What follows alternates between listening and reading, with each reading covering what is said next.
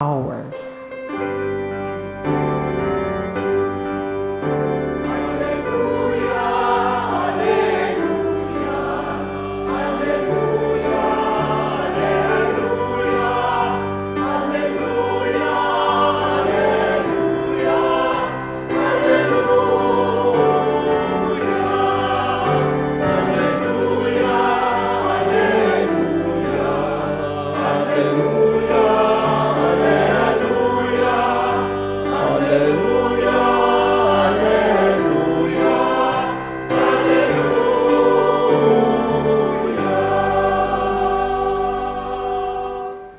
The Lord be with you. And with your spirit. A reading from the Holy Gospel according to Matthew. Glory to you, O Lord.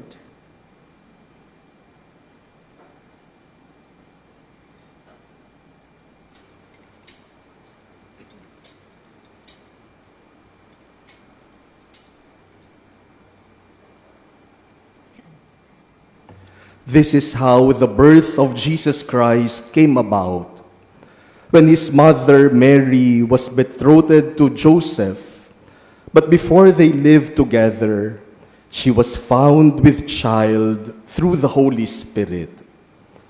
Joseph, her husband, since he was a righteous man, yet unwilling to expose her to shame, decided to divorce her quietly. Such was his intention when, behold, the angel of the Lord appeared to him in a dream and said, Joseph, son of David, do not be afraid to take Mary, your wife, into your home, for it is through the Holy Spirit that this child has been conceived in her. She will bear a son, and you are to name him Jesus, because he will save his people from their sins. All this took place to fulfill what the Lord had said through the prophet. Behold, the virgin shall conceive and bear a son, and they shall name him Emmanuel, which means God is with us. When Joseph awoke, he did as the angel of the Lord had commanded him, and took his wife into his home. He had no relations with her until she bore a son, and he named him Jesus.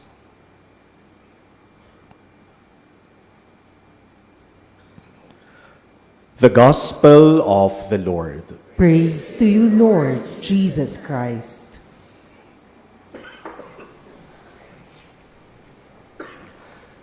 My dear brothers and sisters, we handle problems in different ways.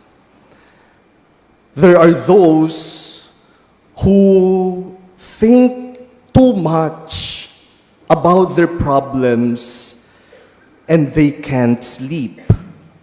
Kaiisip sa problema, kahahanap ng solusyon, hindi sila makatulog. Yung mga taong kapag may problema, hindi dinadapuan ng antok. Kapag may problema, kahit magdamag, hindi matutulog, kaya puyat na puyat. There are those who deal with problems by constantly sleeping. May mga tao na kapag may problema, tulog naman ng tulog. Yun ang kanilang paraan to cope with their problem. Itulog na lang yan. At may mga tao na kahit walang problema, palaging tulog. Marami po nagsisimbang gabi. Lalo na kapag homily. My dear brothers and sisters, it is not surprising that Joseph in our gospel is asleep. Just imagine what Joseph is going through. He is troubled. He is confused. and he is heavy-hearted. His life and his dreams seem to be falling apart. Ilagay niyo na lang ang inyong sarili sa sitwasyon ni Joseph. Ikakasal ka. Tapos yung mapapang-asawa mo, natagpo ang buntis. At sigurado kang hindi ikaw ang tatay. At nang tanungin mo, nang alamin mo, sino ang may kagagawan niyan, sino ang tatay niyan, ang sabi sa'yo, Holy Spirit. Sabi siguro ni Jose, ano ba to? Totoo ba to? Ano bang nangyayari sa buhay ko? Siguro ilang gabi rin niyang pinag-isipan, ano ang ginawa ni Maria? Bakit nagawa ito ni Maria? Bakit nangyayari ito sa buhay niya? At ano ang dapat niyang gawin? Isip siguro siya ng isip, hindi rin siguro siya nakakatulog. At dahil sa kaiisip, sa kapupuyat, kaiisip, nakatulog din siya. O baka talagang pinatulog siya ng Diyos. Joseph falls asleep. And while Joseph is asleep, God continues His work. God guides, protects, and prepares Joseph for the important role that he would play in the unfolding of the story of salvation. Joseph falls asleep burdened, but Joseph wakes with a mission. Kaya nung gumising siya, alam na niya ang kanyang gagawin. Our first reading today from the book of the prophet Jeremiah also shows us the same truth. The people of Israel were in exile. They were defenseless, powerless, and exhausted. Biro nyo naman, napatapon sila sa dayuhang bayan, sa dayuhang bansa. Pinalaya sila sa sarili nilang bayan. At wala silang magawa. They could not even save themselves. And God, through the prophet Isaiah, Jeremiah, assures them, I will raise up a righteous shoot to David. Take note what God said. I will raise up a righteous shoot to David. God did not say, you will solve your problems or you will fix this. God said, I will do it. I will be the one to raise up a righteous shoot to David, who will be your Savior. Ako ang gagawa. While Israel was powerless, God remains strong for them. While Israel was hopeless, God was faithful in fulfilling His promise. My dear brothers and sisters, many times we think that our problems, the resolution to our problems depend on us, depend on our planning or on our worries. Akala natin kapag mag-aalala tayo at pag-iisipan natin ang ating problema, mabibigyan natin ng solusyon. How many times have we stayed awake at night thinking about finances? Paano ko bang mapagkakasya ang pera ko? Thinking about personal and family problems. Thinking about our health and other concerns. How many times have we lost sleep because we thought we can do everything, only to find out that there are many things beyond our control. Hindi ka makatulog, kaiisip. Isip ka ng isip na baka magawa mo, magbigyan mo ng solusyon, pero hindi ka lalo makaisip dahil kulang ka sa tulog. Today's gospel tells us, sleep. Itulog mo yan. And leave everything to God. Ipasa Diyos mo na, tapos matulog ka. This is not laziness. Joseph is not lazy when he falls asleep.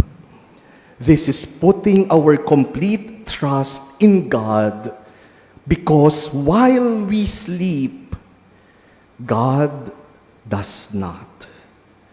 Habang natutulog tayo, ang Diyos hindi naman natutulog. Ang Diyos patuloy pa rin sa Kanyang ginagawang pagliligtas sa atin. While we are tired, God remains to be our strength. While we are hopeless, God is our hope. God does not sleep. But like Joseph, when we awake, we must obey God. My dear brothers and sisters, I'm sure many of us are burdened with many things in our life. Marami tayong daladala, marami tayong iniisip, marami tayong takot at alalahanin. Katulad din tayo ni Jose. Sana nakakatulog pa tayo. At kung hindi man tayo nakakatulog, hilingin natin ang panalangin ni San Jose. If you remember in 2015, when Pope Francis visited the Philippines, during the gathering of the families, he shared about the image of the sleeping Joseph that he keeps in his room. Yung image ni Saint Joseph na natutulog. At sabi niya, kapag meron siyang problema, sabi ni Pope Francis, kapag meron siyang problema, isusulat niya, tas ilalagay niya sa ilalim ng image ni Saint Joseph para isama ni Saint Joseph sa panag-inip niya. Alam niyo po, kapag ako hindi rin makatulog, kaiisip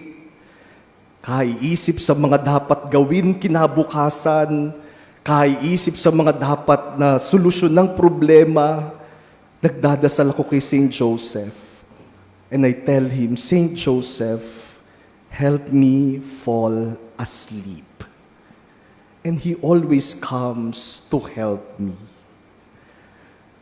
We believe in faith that even when we are asleep, God does not. God continues to do His loving work for us. You know, my dear brothers and sisters, last October 2018, we were blessed in the Philippines to be visited by the heart relic of Padre Pio. Kung naalala niyo po, noong 2018, dumating sa Pilipinas yung incorruptible heart ni Padre Pio. I was still rector of the Manila Cathedral then, and the heart relic would visit the Manila Cathedral. Yun yung schedule. It will stay at the Manila Cathedral for at least 3 days and 2 nights. From Tuesday morning, darating yung heart relic, until Thursday morning. So pagdating Tuesday morning, there would be a welcome mass, and then the whole day of Tuesday and Wednesday, veneration of the devotees of Padre Pio. And we were told that the closing mass, the farewell mass, would be Thursday 5 a.m. because the relic would have to be at the airport before 7 a.m. to take a flight to Cebu. Kaya sabi sa amin, dapat by 3 a.m. of Thursday, tapos na ang veneration, na ibalik na sa altar, sa sanctuary ang relic, at ready na for the farewell mass. When the relic came Tuesday morning, we were surprised by the number of devotees who came. Hindi namin inaasahan na ganun karaming tao. Simula Tuesday ng umaga, dire-diretso na ang pila ng mga tao. It took 5 to 8 hours for the people to wait in line before they were able to approach the relic, the heart relic of Padre Pio. Tuesday night, umikot po ako sa labas ng Manila Cathedral. Hindi ko na mahanap kung saan nagsisimula ang pila. Iba't iba ang pinanggagalingan. Kaya wala kaming tulog Tuesday night, Wednesday the whole day, at nung 11 p.m. of Wednesday, umikot ulit ako. At nakita ko ang dami pa ring tao. Siguro pipila pa sila ng mga 5 to 8 hours bago makarating sa cathedral at makapasok at makalapit sa pilgrim relic. Sabi ko, paano nating tatapusin to ng 3 a.m.? Ang dami pang tao. Magagalit sa atin yung mga tao. Kung puputulin natin, pagkatapos silang pumila ng ilang oras, sasabihin natin, aalis na po, pupunta na po sa Cebu. Kung gusto nyo, sundan niyo sa Cebu. So 11 p.m. of Wednesday, we were very hopeless. Sabi namin, how will we end this? Paano mauubos ang mga tao? Kahit bilisan natin yung pila, wala nang picture, wala nang selfie, lapit lang ng lapit, hindi natin mauubos. Sabi sa akin ng mga kasamahan ko sa Manila Cathedral, Father, matulog ka na muna. Naiirita ka na eh. Kasi wala ka ng tulog ng 2 araw, just sleep. So sabi ko, sige, matutulog lang ako ng konti, but I will go down at 2:45 to see to it that we close the cathedral at 3. Nung bumaba po ako ng 2:45, paubos na ang pila. And by 3 a.m., we were able to close the Manila Cathedral.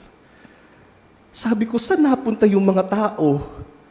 Sabi ng mga ushers, hindi po namin alam, pero lahat nakapasok at nakalapit.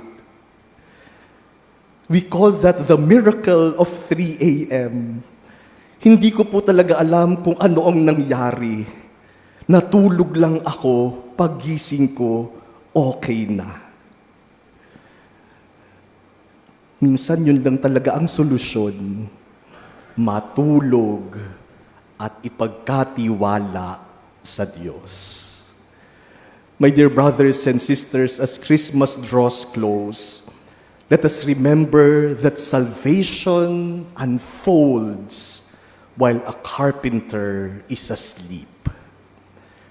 Let us pray to Saint Joseph that we can also sleep. Let us pray to Saint Joseph that we can surrender our worries to God at night, and in the morning we will wake up ready to obey God's will. Just sleep and trust God. Sleep, rest, because while we sleep and while we are at rest, we are sure God does not sleep and God does not rest. He continues to take care of us. He continues to solve our problems for us. He continues to love us.